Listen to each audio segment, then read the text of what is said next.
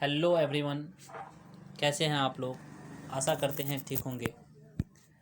तो आज हम लोग इस वीडियो में करने वाले हैं पूरे 20 साइंस के वैसे प्रश्न जो कि बार बार एग्ज़ाम में आते ही रहते हैं और इसे जानना बेहद ही ज़रूरी है। ठीक है, तो जैसा कि आप जान रहे हैं साइंस भी क्वेश्चन बहुत ही इंपॉर्टेंट होता है परीक्षा की दृष्टि से। तो हम लोग यहाँ पर 20 प्रश्न करने वाले हैं साइंस के, जो कि बहुत अच्छे अच्छे प्रश्न हैं यहाँ पर। ठीक है, ठीक है, तो स्टार्ट करते हैं यहाँ पर क्वेश्चन नंबर फर्स्ट से।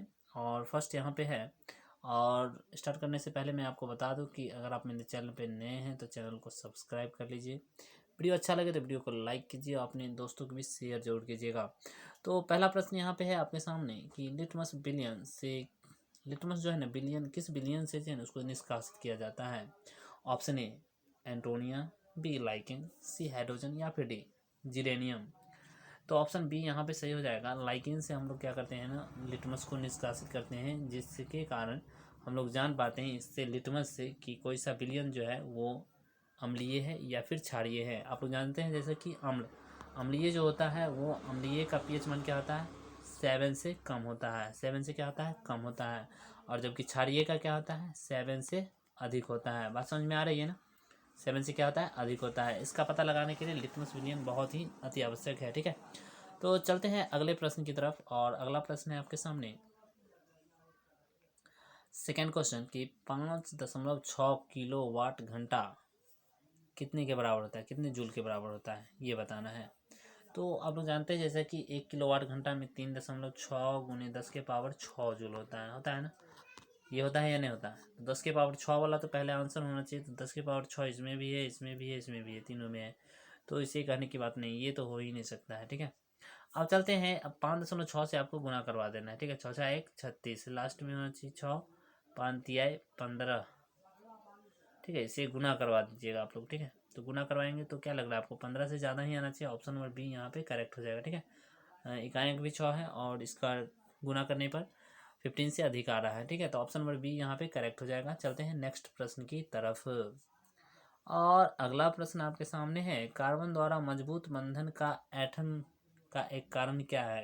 यानी कि कहने का मतलब ये है कि कार्बन कार्बन के बीच मजबूत बॉन्ड हो जाता है, होता है ना। आखिर ये किसकी वजह से होता है, ये बताना है। ठीक है, माध्यम की वजह से, विशाल की वजह से, छोटा या फिर बड़ा की वजह से। सही आंसर करना है आपको। तो सही आंसर यहाँ पे क्या जाएगा, सही आंसर जाएगा ऑप्शन नंबर ए विशाल। ये विशाल मतलब ये इसका बाउंड ना बहुत विशाल होता है। ठीक है, इसलिए ये बड़ा ऐठन बनाता है, बंधन का ऐठन इसका कारण है। चूँकि इसके क्या होता है ना, इसके बाह्यतम कक्षा में केवल 4 इलेक्ट्रॉन रहते हैं जैसे कि आप जानते हैं। और ये 4 इलेक्ट्रॉन लेके साझा करता है, हाइड्रोजन से जुड़ जाता है या क्लोरीन ब्रोमीन से इस तरह से जुड़ जाता है। बात समझ में आ रहा है। इसे क्या बोलते हैं, इसे क्या बोलते हैं आपको पता नहीं है कि एक कार्बन को क्या होता है, मीथेन बोलते हैं। ठीक है, क्लोरीन लिखा है यानी कि क्लोरोमीथेन बोलेंगे। चलते हैं अगले प्रश्न की तरफ। अगला प्रश्न आपके सामने है कि प्रकाश किरण की प्रकृति कैसी होती है। तरंग के समान, कण के समान, तरंग एवं कण दोनों के समान या फिर डी इनमें से कोई नहीं। ऑप्शन बी बिल्कुल करेक्ट यहाँ पे हो जाएगा, तरंग और कण दोनों के समान। ठीक है, ऑप्शन बी बिल्कुल यहाँ पे सही है। कारण कारण भी आप जानना चाहेंगे तो कारण ये है आपका कि आप जानते हैं कि तरंग का सिद्धांत हाइगन बताया था और कण का समान न्यूटन बनाया था। ठीक है, तो दोनों को मिला के यहाँ पे कण और तरंग दोनों के समान, डी ब्रॉगली जिसे बोलते हैं, ये तरंग और कण दोनों का सिद्धांत दिया था, डी ब्रॉगली। ठीक है, इन्होंने ही दिया था ये सिद्धांत। ठीक है, अगले प्रश्न पे चलते हैं यहाँ पर।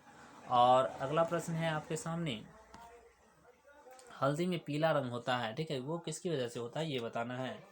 तो हल्दी में पीला, कैरोटीन, कैरियोटिनाइट या फिर कुकुरबिटेनिस या फिर कुकुरमीन। सही आंसर हो जाएगा ऑप्शन नंबर लास्ट। ठीक है, कुकुरमीन की वजह से होता है हल्दी का पीला रंग। ठीक है, अगले प्रश्न पे आइए हमारे। और अगला प्रश्न आप देखिए यहाँ पर क्या लिखा हुआ है, लिखा हुआ है सबसे पहले नाभिकीय रिएक्टर का खोज किसने किया था। तो आप लोग जानते हैं कि सबसे पहले नाभिकीय रिएक्टर का खोज किसने किया था, एनरिको फर्मी ने किया था। ठीक है, तो ऑप्शन नंबर ए यहाँ पे सही हो जाएगा। ठीक है, ऑप्शन ए बिल्कुल यहाँ पे सही हो जाएगा। ठीक है, आइंस्टीन क्या कहते हैं, सापेक्षता का सिद्धांत। फैराडे आप जैसा कि जानते हैं इन्होंने खोज किया है कैपेसिटर का। ठीक है, जिसके नाम पर मात्रक भी है। और भी कुछ खोज किए हैं जिसका नाम, जैसे कि आप जनरेटर देख रहे हैं, जनरेटर भी इन्होंने ही निर्माण किया था। सीवी रमन के बारे में आप जानते हैं अच्छे से, जिनके नाम पर अभी हम लोग अंतर्राष्ट्रीय 28 तारीख को विज्ञान दिवस मनाते हैं, विश्व विज्ञान दिवस। ठीक है, तो सीवी रमन के ही खोज पर है, इन्हें रमन प्रभाव के लिए दिया गया था। ठीक है, अगले प्रश्न पे चलते हैं। यहाँ पर अगला प्रश्न यहाँ पे, जो फसल का पुराना नाम, जौ जानते हैं, गेहूं की तरह जौ होता है आपका, ठीक है।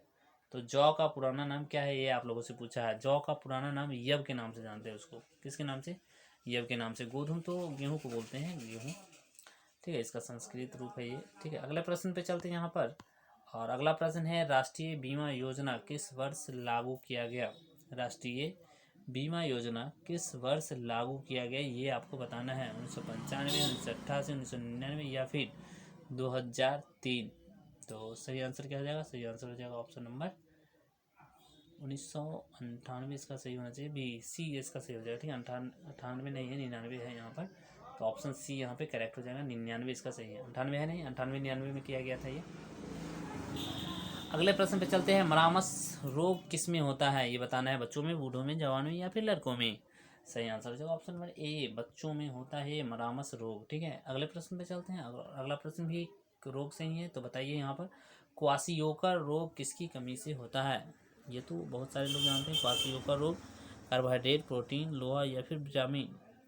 बिल्कुल करेक्ट आंसर यहाँ पे ऑप्शन नंबर बी हो जाएगा, प्रोटीन, ठीक है। चलते हैं अगले तरफ।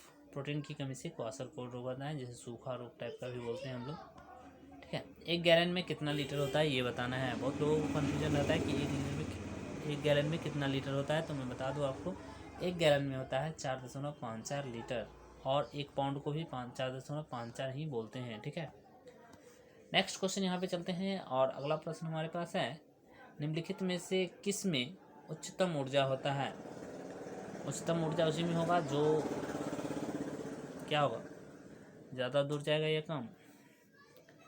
कम दूर जाएगा, ठीक है। जैसे कि नीला प्रकाश में उच्चतम ऊर्जा होता है, ठीक है, जिसके कारण इसका तरंगदैर्घ्य अधिकतम होता है। तो ऑप्शन नंबर यहाँ पे ए बिल्कुल करेक्ट है। और अगले प्रश्न की तरफ चलते हैं, अस्थायी चुंबक किस स्थिति में बनाया जा सकता है? तो आप लोग जानते हैं कि अस्थायी चुंबक जो है ना, वो बनता है इस्पात से। किससे बनता है? इस्पात से बनता है। ऑप्शन में यहाँ पे सी बिल्कुल करेक्ट हो जाएगा। नरम लोहा से क्या आता है? अस्थायी चुंबक बनता है, ठीक है, विद्युत चुंबक जिसे बोलते हैं। बताइए इस क्वेश्चन का आंसर क्या होगा? एक डोमेन समझ रहेगी, डोमेन तो आप समझ ही रहे होंगे, डोमेन रेंज। यहाँ पर बोला एक डोमेन में परमाणुओं की संख्या कितनी होती है, तो मैं बता दूं आपको, ऑप्शन नंबर यहाँ पे सी बिल्कुल करेक्ट हो जाएगा। 10 के पावर 18 से 10 के पावर 21 तक होता है, ठीक है। चलते हैं अगले प्रश्न की तरफ, और अगला प्रश्न आपके सामने है, लेजर बीम संपदा क्या होती है? यहाँ पे लेजर बीम क्या होता है, ये बताना है। लेजर बीम जो है ना, कौन सा होता है इसमें से, ये बताना है आपको। अपसारी, अभिसारी, समांतर या फिर आपको पता नहीं है, ये बता सकते हैं। बिल्कुल लेजर बीम यहाँ पे क्या होता है? अभिसारी होता है। ऑप्शन नंबर बी यहाँ पे करेक्ट हो जाएगा, ठीक है। चलिए नेक्स्ट क्वेश्चन की तरफ चलते हैं। मैंने क्या बताया? अभिसारी बताया है ना। अच्छा, लेजर बीम है बाबू, अपसारी हो जाएगा, ठीक है। ऑप्शन नंबर ए यहाँ पे करेक्ट हो जाएगा, अभिसारी नहीं होगा। अभिसारी कौन होता है? उत्तर लेंस में होता है अभिसारी, ठीक है।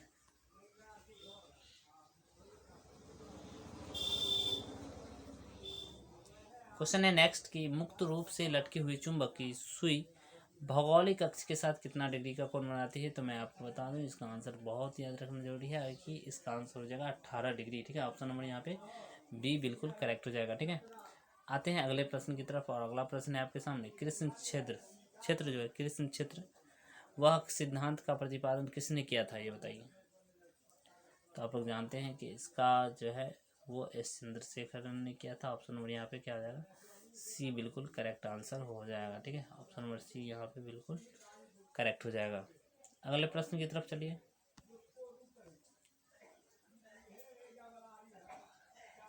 अगला प्रश्न हमारे पास है, लॉ ऑफ फ्लोटिंग, तैरने का सिद्धांत की घोषणा किसने की थी? ये दिए थे, यूरेका चिल्लाते हुए आए थे, जिनका नाम था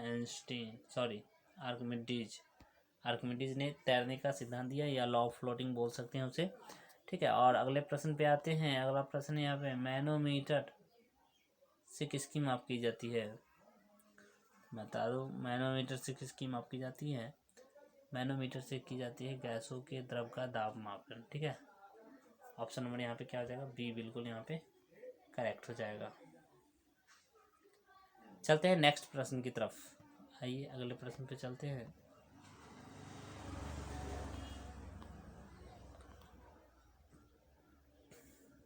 बताना है कि सर्वप्रथम आधुनिक कंप्यूटर का खोज कब हुआ था। सर्वप्रथम आधुनिक कंप्यूटर का खोज हुआ था 1960 में। ठीक है, ऑप्शन नंबर यहाँ पे क्या हो जाएगा, सी नंबर यहाँ पे सही हो जाएगा। ऑप्शन नंबर सी बिल्कुल यहाँ पे करेक्ट हो जाएगा। ऑप्शन नंबर सी आधुनिक कंप्यूटर है यहाँ पर। ठीक है, अगले प्रश्न पे चलते हैं। और ये बताइए, ये आपको करके बताना है। ठीक है, ये करके ये बताना है कि इसका सही आंसर क्या होगा। हाइड्रोजन को जलाने से संबंधित प्रक्रिया को क्या कहते हैं। जलयोजन, अवकरण, ऑक्सीकरण या फिर हानिकरण। ठीक है, तो रहने देते हैं आज फिर इतना ही। कैसा लगा वीडियो कमेंट करके जरूर बताइएगा। Bye bye, take care.